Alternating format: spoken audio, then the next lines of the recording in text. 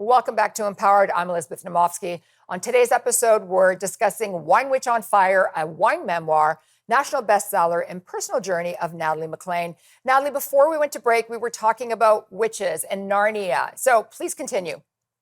So for me, though, Elizabeth, there's a lot of damaging stereotypes of women, and witch has been one of them. But I think it's time to take back what witch means. And for me, that is a wise woman who has been through the flames of life, come out the other side, stronger, wiser, fiercer. I love it. So in the author's note of your book, you say that your story isn't unusual, but you hope that your journey helps others who've traveled it as well. What did writing this book do for you personally? Well, I used to think, Elizabeth, that strength and independence meant holding everything in, not telling anyone if there was any issues or troubles. I thought, well, I don't want to bother other people, but that actually made it worse. So, I was reluctant to share what was going on in my life with my family around me. And even the women friends, because they had always kind of admired or looked up to me. And I thought, there goes that. But I realized that vulnerability is the only defense. I'm a big fan of Dr. Brené Brown, who writes about vulnerability and shame.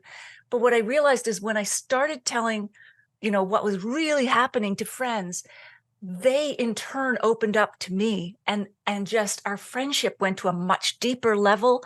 It was like I was a dehydrated plant finally getting the water that she needed. And, I'll never go back again from those deeper bonds.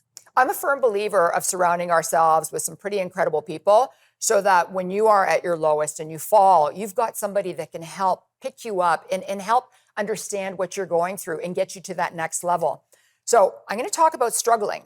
Many struggle with impulse shopping when they're anxious, depressed, or going through tough times, just as you had explained.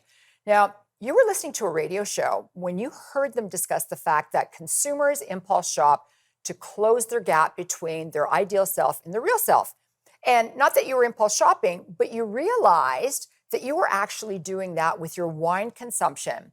You discussed compulsive behavior being a quicksand of not enough. So I know that you just touched upon it right now, but please just get into it a little bit deeper.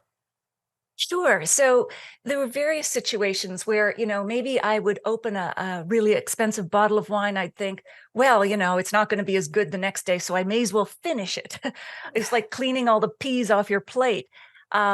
Or maybe I thought, well, I'm feeling kind of down and it's been a tough year, so I should reward myself with some wine. And of course, one glass leads to two, two leads to three. And it is such a slippery slope. And, the third thing I think that we do often as women is no one's thanking mom, so mom will thank herself with another glass of wine. And, it's one of those things that a glass of wine is wonderful if it's just about enjoying it.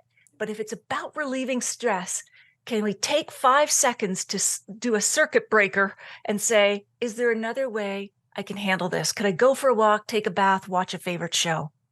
Good words of wisdom.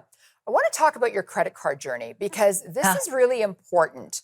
And it's important for a lot of women to understand, especially if they have a supplementary credit card from their spouse and not a credit card in their own name. So please talk about your journey of establishing your own finances. So, of course, with a divorce, it's like a divestiture, like a corporate splitting apart of assets and so on. So I needed to get my own credit card because I'd always had a co-card with my husband, but it was really his card. And so when I applied to American Express, they said, well, you have no credit history because I had worked really hard, won scholarships to get me through university, paid for my first car with cash from the dance school I started when I was 15. Very proud of all that. But it ended up that I had zero credit history. So the American Express rep suggested I get a phone line, pay a phone bill for 6 months and come back and talk to her.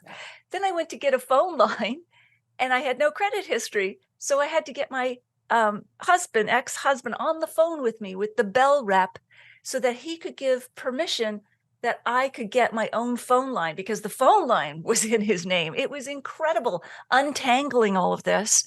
And, you just don't anticipate this, especially after 20 years. And I think, even if you're not trying to predict a divorce, you should always have your own financial independence.